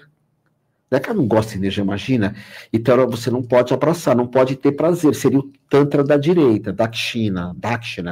E o Tantra de esquerda ele usa o prazer, que chama Kama, é para você, na minha opinião, tá? Não sei se todos pensam assim, tem várias escolas, mas para você ter tanto prazer que chega uma hora que você não aguenta mais. Falar, não, não é isso. Então, você transcende o prazer. E você entra num desapego muito... Eu tenho medo da morte, então você vai meditar num crematório na Índia, e vão te pôr cinzas humanas, para você entender que tudo morre. E aproveitando, gente, deixa eu mostrar para vocês aqui o livro que eu ganhei do Otávio. Olha que lindo.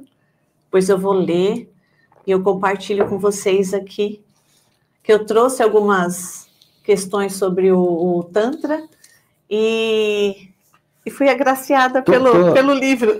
Você sabe que tem entrevistas que eu sou um pouco mais místico, né? Mas você tem tanta cultura que eu não estou entrando, não sei se é isso que você gostaria. Porque o meu ensinamento, e não só meu, acho que de todo mundo, eu tenho o pré-primário, então eu posso ensinar também, que é para quem está começando a espiritualidade.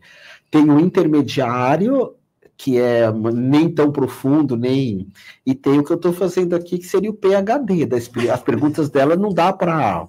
Não, tanto é uma escola onde eles meditam muito, não dá para responder assim. Imagina! E o livro, a capa, é linda, né? A capa é uma figura de Cajuraro, que é onde tinha, né, muitas práticas tântricas. Agora, a Índia, a chance de você ir para a Índia, encontrar espiritualidade na Índia, hoje, para valer, é a mesma coisa que um indiano vir para São Paulo e tentar aprender com os guaranis daqui. Nossa. É a mesma chance. Então, você tem que peneirar. Você pode ir para a Índia fazer turismo, ou você tem que saber aonde você vai. Então, guarda isso. Você buscar Tantra na Índia, tanto que muitas pessoas falam, não existe terapia tântrica na Índia, não existe, porque as pessoas não procuram, ficam lá uma semana, porque não é uma coisa mais aberta, né? Virou, infelizmente, muito comércio, no mundo inteiro, né? Não é... Eu lembro que quando eu fui para Assis a primeira vez, eu queria andar onde São Francisco andou, em Assis, naqueles bosques, tudo, a primeira vez. A segunda... Dentro da Catedral de São Francisco, você vai achar que eu estou mentindo, mas não estou. Dentro da Catedral de São Francisco, estava se vendendo coisas. Tinha lojinhas dentro, não é fora. Fora acho que tem que ter mesmo. Dentro. Então, São Francisco. Não é Otávio Leal. Eu não ligo de você comprar as coisas, eu tenho roupas bonitas, tudo. Ele falou que minha roupa é feia, mas eu me visto bonitinho. Tem lugares que pedem para mim de hábito, né, da aula. Mas São Francisco é o ápice do desapego, né? O pai dele fala, você não pode abandonar minha família porque você tem minhas roupas. E São Francisco fica nu. Então, muita coisa virou mesmo um comércio. Agora, você pode procurar, tem muitas coisas assim ligadas à espiritualidade que... você encontra elas de verdade, né? Mas muitas coisas da Índia, de Tantra, é muito difícil aprender Tantra hoje. Eu tive sorte de aprender nos anos 90, de receber iniciação, porque o Tantra é como o Candomblé, como a Umbanda, como a Seixonoye, você precisa de uma linhagem, como se fosse uma espécie de batismo, né? João Batista, que o nome dele era Yohanan, inicia Jesus, o nome disso chama Cabol. Ele transmite um dom para Jesus. A gente fala batismo em homenagem a João Batista, mas o nome mesmo é Cabol. Aí Jesus passa para outro, Pedro, por exemplo, Pedro passa para Núcia, Núcia passa para Bento, isso vai indo até o padre que te batizou. Então essa linhagem tem na Umbanda, tem no Candomblé, tem no cristianismo, tem na Índia, tem na Seixonoye também, tem iniciação? Na verdade não é uma iniciação. A gente fala que tem alguns processos e a gente vai fazendo algumas provas mudando de nível. Iniciação. Que muda, que cada um tem uma... Mas é uma iniciação, né? Você vai assim mesmo em... É um progresso. Eu só pude dar iniciação de Tantra, né? Formar terapeutas tântricos como iniciação, depois de 30 anos mesmo. Foram 30 anos de estudo, né? Até me colocarem as cinzas no corpo todo. Não é assim, eu fui para a Índia, botaram cinzas no meu corpo. Você vai se preparando para isso. E eu achei muito interessante, olha só a bagagem, né? Você falou assim, olha, me preparei 30 anos para poder fazer tal coisa. Hoje, a gente vê muitas pessoas emitindo mensagens, mas talvez não com tanta bagagem ou propriedade. Eu já fui assim também, já fui jovem, achava que eu sabia tudo. Não pode parar aí. Eu pego vídeos meus de antigamente e falo, meu Deus, eu tô falando, não tenho experiência nenhuma, eu li em algum lugar. Mas a gente já foi jovem, é normal. A gente só tem que tomar cuidado com com o teor da mensagem, né? A gente só tem que tomar cuidado se não está falando alguma coisa errada. Mas eu falava um monte. Conversando com você, eu não consigo acreditar, tá? A vantagem que eu acho que eu tive, eu não sou especial, não sou melhor que ninguém, é que eu só estudo isso. Por exemplo, você falar para mim, Otávio, você sabe falar inglês? Não. Eu me viro bem em outros países, mas eu estudo tanto espiritualidade que eu gosto, que eu deixei de estudar algumas coisas, que sinto que é importante como o inglês. Então, não é que eu sou especial, é que eu vivo, como eu falei para você no começo, eu pratico uma coisa ou outra. Mas eu gosto de estudar sobre tudo, né? E... Nossa, eu pego os vídeos de antigamente meu e eu via isso, né? Que era assim, mas eu era meio que um papagaio. E depois, com o tempo, você começa a vivenciar. Mas o que eu estava falando, a vantagem que eu tive, assim, é que eu tive grandes mestres, sabe? Eu nunca fui um grande aluno, nem um grande professor, mas eu tive grandes mestres. E eu sempre citei fontes. Eu tenho um amigo que é o Roberto Chiniachik, e um dia ele falou assim para mim, amigão mesmo, ele falou assim, olha, a gente tem um superpoder, você que está nos vendo. Então, qual que é o seu superpoder? O Batman é o Batmóvel, o Super-Homem é o raio laser, a Mulher Maravilha é o cordão, né? E que é aquele poder que você tem que é o maior de todos. Pensa, ele falou para mim, qual que é o teu superpoder, Otávio Leal? Eu falei, tá. Aí eu cheguei para minha companheira e falei, meu superpoder é dar aulas, podia ter respondido ali para o Roberto, eu dou tantas aulas, escrevi tantos livros, e a Ananda, minha companheira, que eu quero que ela venha aqui, ela que me ensinou a amar, inclusive, porque eu era muito racional, ela falou assim, ninguém faz curso com você, Otávio, porque você é um bom professor. Ninguém. Tem professores muito melhores que você. Eu falei, então qual que é o meu superpoder? Ela falou, tudo que você fala de liberdade. Você é um cara muito livre. E aí eu falei, uau! Ela falou, quem é que vai fazer curso com você? Você fala de um monte de coisa, aí você vai e volta, às vezes você nem consegue saber onde você está. E eu comecei a perceber que eu, como professor, eu cito muito fontes, cito pessoas, e quando eu falo de mim, eu falo de liberdade mesmo. E conversando com você, dá para sentir essa liberdade mesmo. Mas eu vejo num ponto de vista muito positivo. Sim. Porque é literalmente romper alguns paradigmas nossos que a gente fica tão preso ali. E a gente começou a romper isso desde o início, não é? E trazendo esse outro ponto de vista que em algum momento a gente aceitou isso como verdade e veio arrastando. E qual que é o teu superpoder? Ele falou que o meu superpoder é ser meio xarope, mas ele não me conhece muito, mas qual que é o teu superpoder? Anota aí o teu. Depois vocês têm que pensar isso com calma. Mas a gente nunca para pensar sobre nós. É legal perguntar para pessoas de fora. Por exemplo, o superpoder dele comigo é a preocupação se tudo ia dar certo. E o teu superpoder comigo, você transmite muita serenidade. Mas é legal pegar gente que conhece mais a gente. Só pode escolher um. Só pode escolher um? Para a gente entender que às vezes eu tenho um superpoder que nem eu sei. Eu nunca imaginei que eu falasse tanto de liberdade. Ela falou, tudo que você fala é de liberdade. E é mesmo? E falei, nossa, eu achei que eu era um baita professor. Não, você é confuso para dar aula. Eu falei, E comparado com a liberdade. Porque se você... Aí que tá, né? Aí a gente entra num outro ponto de vista. Ok, às vezes a gente pode até não assistir uma aula tua, mas com certeza... Eu dou aula como eu estou falando aqui, porque eu cito muita coisa. Então, eu gosto disso, porque eu sou aquela pessoa que eu quero saber de tudo. Eu tenho eu sou a buscadora, eu sou a pesquisadora, eu tenho esse ponto de vista. Mas eu acho que o que realmente ali essa liberdade que tira essas nossas amarras. E você foi falando ali, ó, você já vai trazendo Tantra de um outro jeito, essa questão, o seu ponto de vista que você fala, não, eu quero viver os opostos. E todo mundo procurando aquele caminho do meio, aquela coisa que eu ia até te perguntar, para você, né, tendo essa sua ótica diferenciada, qual foi o grande ensinamento de Buda, então? Porque todo mundo fala, nossa, o grande ensinamento de Buda, o caminho do meio. Então, que na realidade eu não sou budista, né? Eu tive uma iniciação budista, que é a iniciação do budismo da terra pura, que é o budismo Hongandi, que eu sou uma espécie de monge, mas é engraçado, porque nesse budismo eu ganhei um nome espiritual, né? Que é Shikuki-go. Acho que eu nunca falei isso num podcast. Shikuki-go é meu nome espiritual. E Shikuki-go é uma coisa mais ou menos assim, o tolo que busca em todos os lugares. O tolo. Porque eu cheguei para o mestre, ele falou, o que você fez? Eu falei, eu fui para Santiago, fiz eubiose, eu fiz Colégio dos Magos. Ele falava japonês, falava português. E ele me deu esse nome. O tradutor falou com muito assim, pô, ele falou que você é meio bobo, assim. Foi sério, e foi muito importante, porque eu falei, é mesmo, eu faço tanta coisa. Aí hoje eu consigo distinguir o que eu estudo, porque eu gosto de ler, você vê que eu trago livros.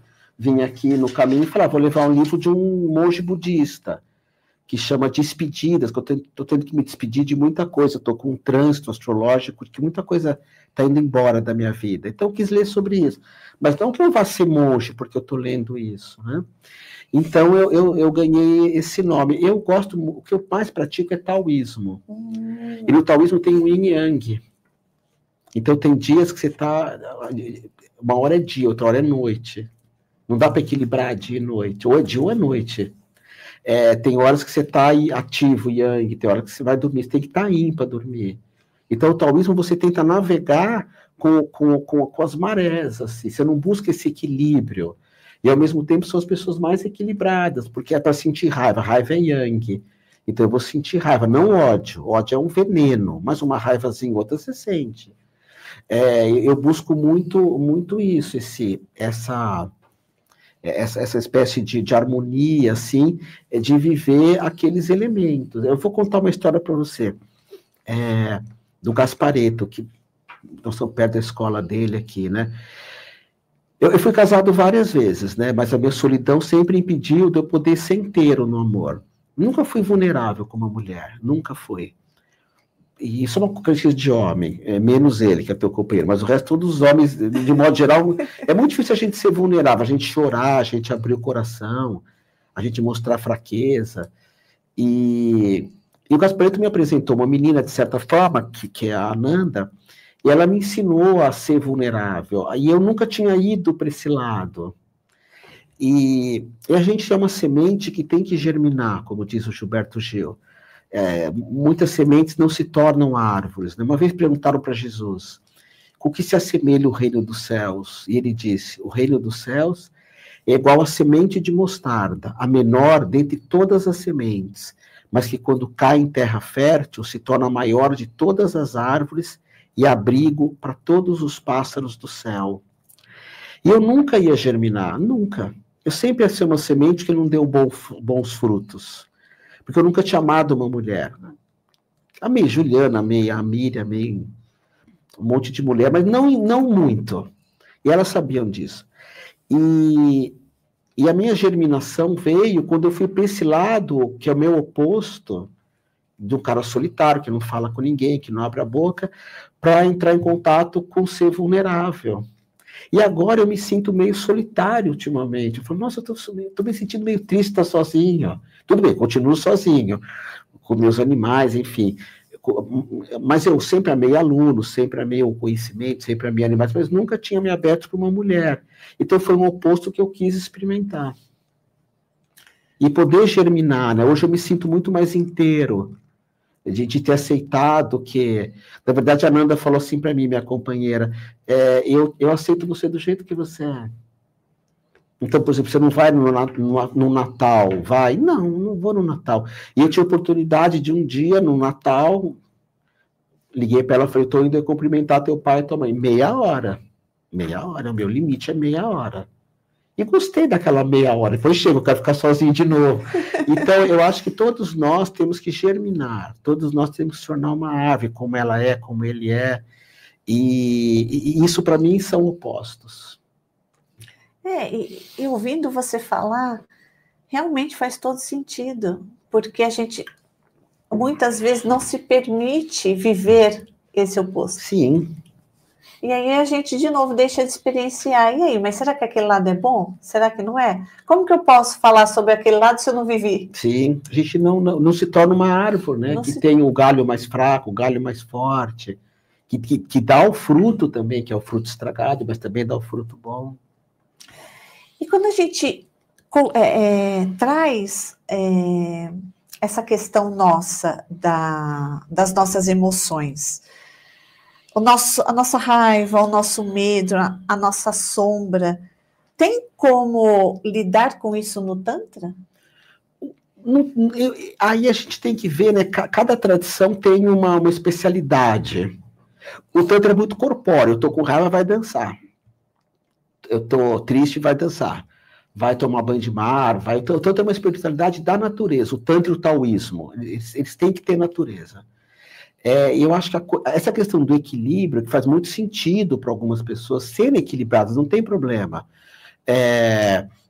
Ela tem mais relação com o Zen budismo, com essa meditação que é o Zazen, de você sentar e falar, como diz o mestre Suzuki, que é o mestre Zen, que ele fala, meditação é dar um pasto para a mente. O que é dar um pasto? Você sentar e falar, vai mente, começa a pensar bobagem, pensar em comida, pensar em Netflix, você dá pasto para ela. E aí ela aquieta um pouco, quando você fala, pensa o que você quiser, pensa mal dos outros, enfim, não tenta controlar, porque a ideia do Oriente, aí é bem do oriental, é que por detrás da nossa mente existe o Purusha, ou Jung chama de si mesmo, que é o ser iluminado. O Oriente, sabe, Renata, não acredita em evolução, não sei se você sabia disso. Eu já ouvi falar, mas superficialmente. O Oriente não acredita que você está evoluindo. O Oriente acredita que você pode se iluminar agora. Não depende de reencarnações. Não é que, se você gosta dessa ideia, não tem problema. É uma visão diferente. Deixa ser a mesma. A gente traz muito dessa filosofia oriental o conceito de transcendência. Então, não existe também. Então, para eles, o conceito assim, existe a nossa essência, que é perfeita, isso, já iluminada e tudo mais. Que tudo isso que a gente está vivendo aqui, nada mais é que uma grande ilusão. Na realidade, só existe aquilo. No Oriente não se fala ilusão porque se diminui. É um lila, eu gosto dessa palavra do Tantra, é uma brincadeira divina. Então, meu time ganhou, isso é uma grande brincadeira. A Bolsa de Valores subiu, grande brincadeira. Então, a transcendência seria talvez você perceber que nós temos 4 corpos, né? Então, assim, o nosso corpo físico, ele melhora ou piora com o tempo? O corpo físico? Depende do que? Uma pessoa de 90 e uma de 15. Aí não tem como. Aí só piora. Natural, só piora. A gente chama no taoísmo de energia Xing. Eu ensino muito isso. A cura do útero e do ovário na mulher, que hoje está se falando que a mulher perde muito músculo, que a menstruação acaba com muitas energias, a menstruação não perde a menopausa. E o chinês sempre soube disso, de preservar a energia da menstruação e da menopausa.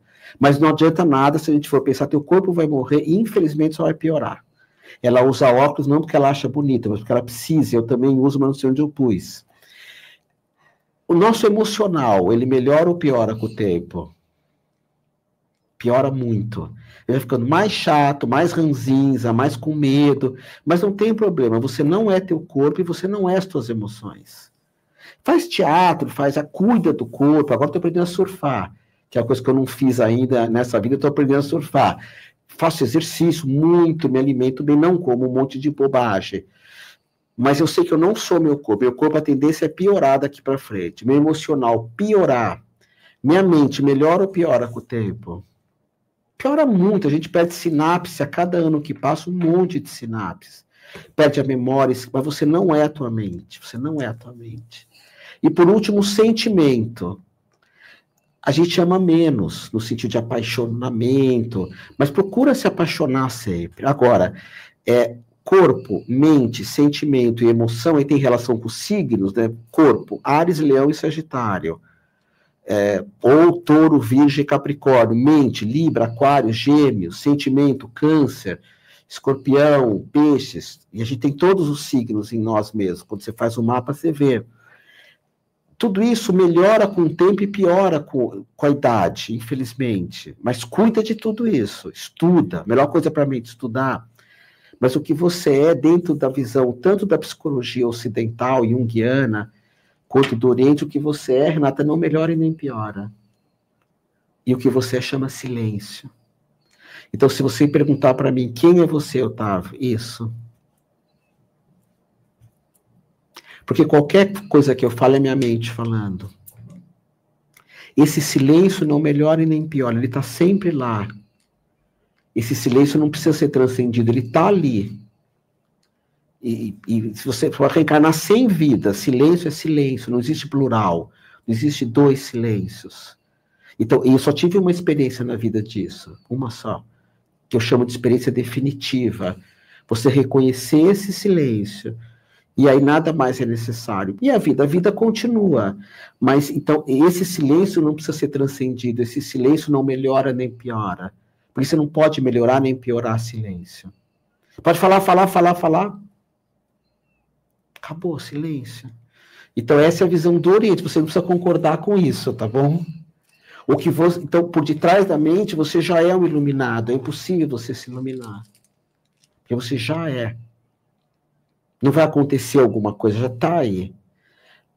O que precisa, talvez, é a mente aquietar um pouquinho. Como diz a Monja Coen, o que é iluminação? É quando a mente para de dizer que você não é iluminado. Não sei se faz sentido. Faz. Nunca falei isso em podcast, é que você é muito culto, então... Faz, e eu estou no silêncio aqui, processando a informação. O silêncio não melhora e nem piora. A gente fala no Zen, o espelho está vazio.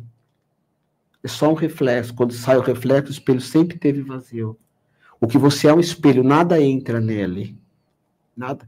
Tanto que é comum também se falar no Oriente. Você já se olhou nos olhos? A pessoa fala, sim. Aonde? Dentro do espelho. É um reflexo, você não está ali. O espelho está vazio. O que você é o espelho vazio. Às vezes tem uma poeirinha, passa um pano, isso chama meditação, oração. Passa um paninho, que o que você está ali. O espelho sempre teve vazio. Ou a gota sempre teve dentro do oceano. Então, dentro dessa perspectiva, a gente também não está aqui para evoluir. Então, mas eu não quero tirar isso das pessoas, tá? Você pode evoluir. Porque é diferente quando alguém fala assim, eu vou me tornar uma pessoa bondosa. Não, você não vai se tornar. Quando você descobre quem você é, você descobre que você já é uma pessoa bondosa. Não é que você vai se tornar. Então, evolução é um termo mais darwiniano, né? Que o Kardec talvez pegou e de maneira brilhante. Então, a gente pode evoluir num monte de coisas, lógico, se tornar seres humanos melhores, porque descobre que já está ali, fazer um trabalho bonito, ajudar os outros, né? Que é a caridade, que no judaísmo chama ser justo. Mas o si mesmo não melhora e nem piora. O que você é, tu já és a imagem e semelhança, você não vai ser um dia, tu já és isso. É aceitar a essência. É aceitar a nossa essência. Isso. Reconhecer que nós somos isso. E a gente se perde no mundo mesmo, né? E aí tem horas assim, eu vivo numa montanha sozinho, então, mas eu sempre recomendo. Tem horas que o processo de individuação é chamado assim no Ocidente. Individuação, o ser que não se divide. E isso é difícil falar para vocês. Vocês têm filhos? Não. Não. Porque às vezes você precisa ficar sozinho. E Jesus fala, o solitário é o eleito, né? Porque a gente só reconhece isso quando às vezes sai um pouco do mundo. Vocês que têm escritório na Faria Lima, vocês que têm casa na Vila Nova Conceição, não é vocês dois que têm, vocês que têm muitas propriedades, às vezes você tem que abandonar tudo isso. E eu sou muito a favor de, às vezes, você fazer umas peregrinações, porque você descobre, né? Quando a gente sobe uma montanha, você está ali sozinho, não há nenhum problema, você não se compara com ninguém. Está tudo certo. Então, isso... E assim, eu gosto desse momento, eu gosto desse recolher, eu preciso, na realidade. de ficar sozinha, de ter o meu espaço, eu acho que, no fundo, todo mundo precisa. Sim, nós perdemos isso, infelizmente, muito na escola, né? Que é muito, hoje, muito mais do que antes, porque tem muitos barulhos, a pessoa fala ruídos, né? Mas eu sinto que essa percepção de reconhecer o quanto de coisas bonitas você tem, não buscar isso, né? Porque às vezes eu falo assim, eu preciso me encontrar. Como assim você está aí? Se você falar para mim, eu preciso me encontrar, Otávio. Não, você está aí. Ah, eu estou confuso. Bom, atualmente é confuso e a minha é muito mais, eu sou libriano, mas não é sobre estar confuso, não. Você não pode se perder. Ah, eu passei muitos anos da minha vida perdida, eu preciso me encontrar. Se encontrar onde? Numa gaveta, dentro do copo d'água? Você está aí. A mente confusa é uma coisa. Com a internet, essas coisas, nossa mente é muito confusa. Mas você nunca se perdeu. Nunca. E essa é a beleza. Você não precisa se encontrar, você está aí.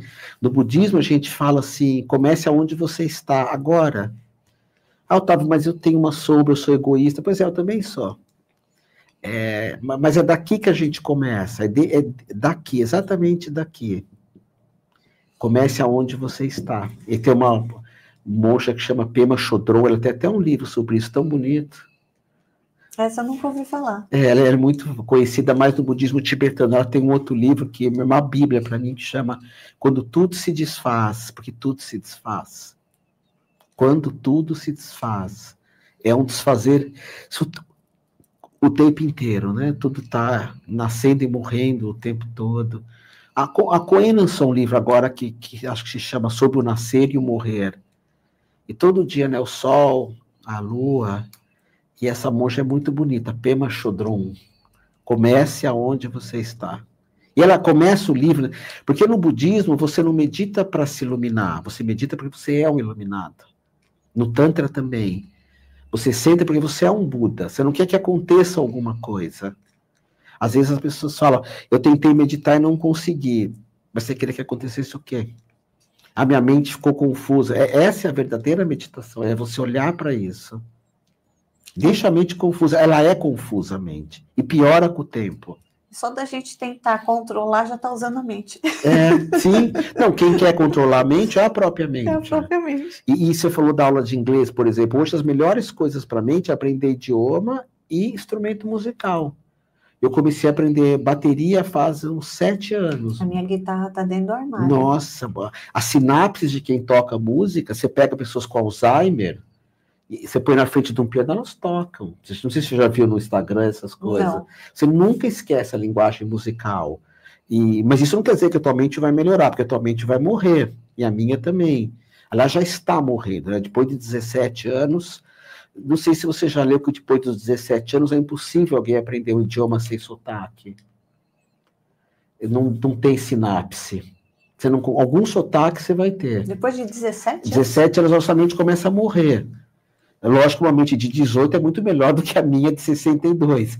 Mas eu, para mim, aprender hoje uma língua seria quase que inglês, tudo bem, mas, por exemplo, chinês. Eu já não tenho mais essa sinapse, mas nós não somos a nossa mente. E o que é mais bonito ainda é que hoje a biologia do Richard Dawkins, que é a biologia mais sofisticada que existe, Richard Dawkins, ela chama a mente do gene egoísta.